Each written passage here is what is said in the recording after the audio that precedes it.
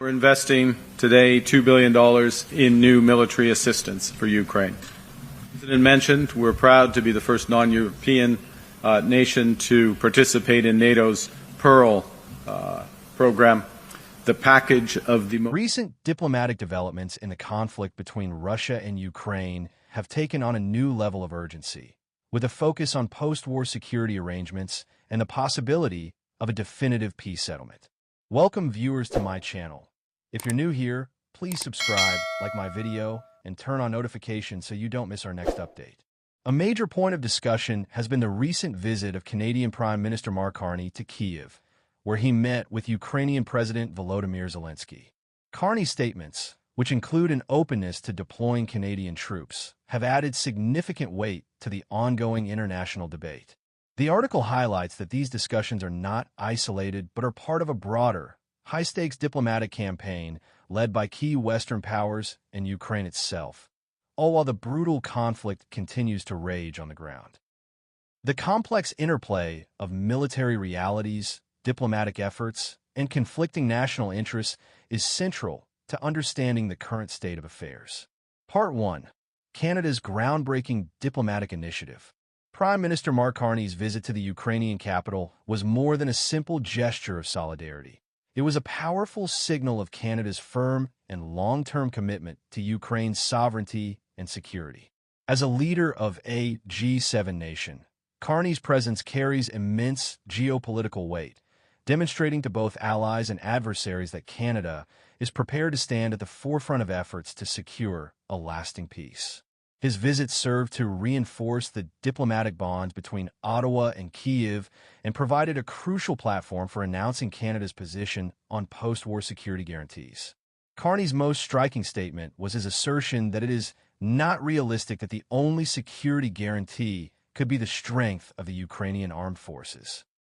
This observation is a crucial acknowledgement of the immense cost the war has exacted on Ukraine's military and economy. It implies that for Ukraine to have a sustainable and secure future, it cannot be left to defend itself alone against a much larger and more powerful neighbor.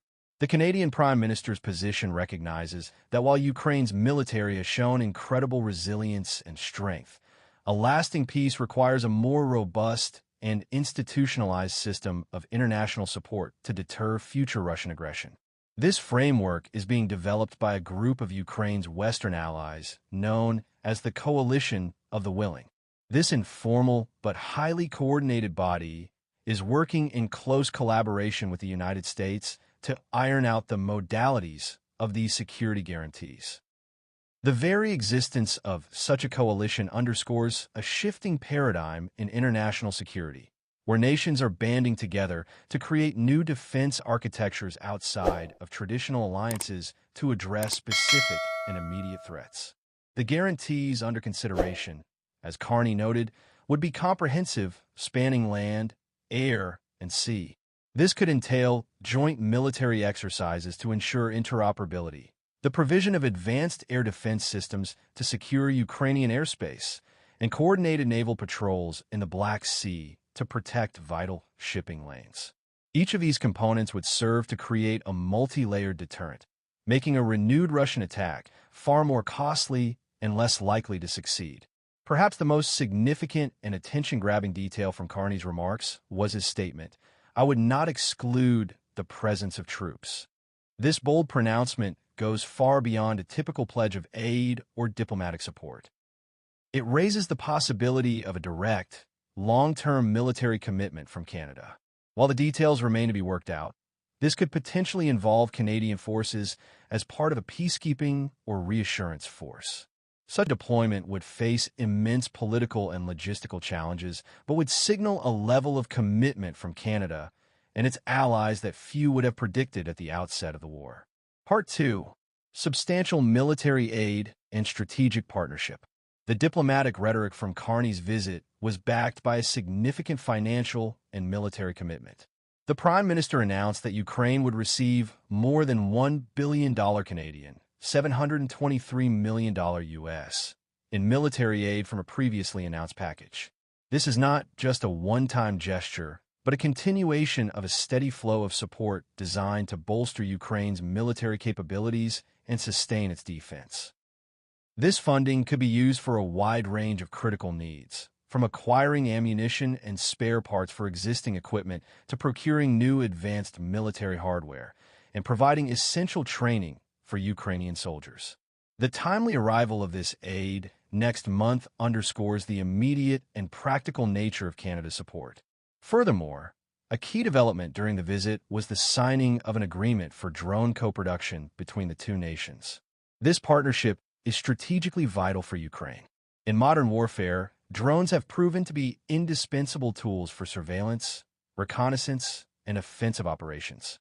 By entering into a co-production agreement, Ukraine gains not only access to new technology, but also the ability to develop its own industrial base, ensuring a steady supply of this critical asset.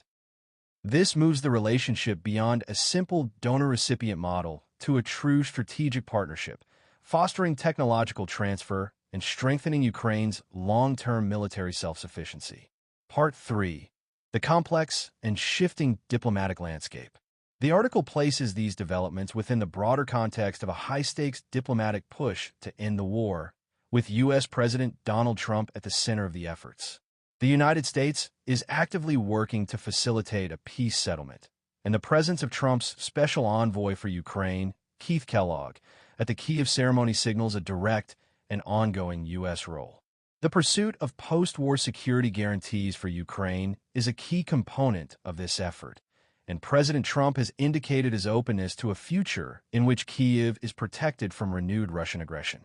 Ukrainian President Volodymyr Zelenskyy has been unequivocal in his demands. He has stated that Ukraine's security guarantees must be as close as possible to NATO's Article 5. This demand is not merely symbolic. It represents a fundamental desire for a collective security framework that would be legally binding and militarily credible. Unlike other potential security models, such as bilateral defense pacts or multilateral declarations, an Article 5-like guarantee would be a powerful deterrent because it would automatically trigger a collective response from a coalition of powerful nations in the event of an attack. It would effectively mean that a future attack on Ukraine would be viewed as an attack on all the signatory nations, making such an action unthinkable for any aggressor. Part 4. The brutal reality of conflict and diplomatic deadlocks. Despite the flurry of diplomatic activity, the conflict continues to rage on, with new incidents serving as grim reminders of the ongoing violence. Russia recently accused Ukraine of a drone attack on a nuclear power plant in Kursk, igniting a fire. Such an action, if confirmed, would represent a dangerous escalation, raising international alarm about the safety of nuclear infrastructure during the conflict. At the same time, a Russian drone strike in the Dnipropetrovsk region killed a 47-year-old woman, a tragic example of the everyday civilian casualties that continue to mount. The path to peace is further complicated by diplomatic roadblocks. Following a push by Trump to broker a summit, Russia's foreign ministry ruled out any immediate meeting between President Vladimir Putin and President Zelenskyy. This refusal is a clear signal that Moscow is not yet prepared to engage in a high-level dialogue on terms it may not find favorable. Despite this setback, Zelenskyy remains insistent that direct talks between the leaders are the most effective way forward. The stark contrast between Russia's reluctance and Ukraine's persistence highlights the deep chasm that still exists between the two nations' negotiating positions. A recent meeting between Putin and Trump in Anchorage, Alaska, also failed to produce a breakthrough. The lack of progress was quickly followed by a public condemnation from Russia's Foreign Minister Sergei Lavrov, who accused European leaders of actively undermining the diplomatic solution. We want peace in Ukraine. U.S. President Trump also wants peace in Ukraine, Lavrov stated, according to Russia's TASS news agency. The reaction to the Anchorage meeting, the visit of these European representatives to Washington, and their subsequent actions indicate that they do not want peace. This accusation points to the deep-seated divisions and conflicting approaches within the international community. Lavrov's statement attempts to drive a wedge between the U.S. and its European allies, framing the conflict not as one between Russia and Ukraine, but as one between those who genuinely seek peace, Russia and the U.S., and those who, in his view, are prolonging the war for their own geopolitical ends. This narrative reveals the immense destruction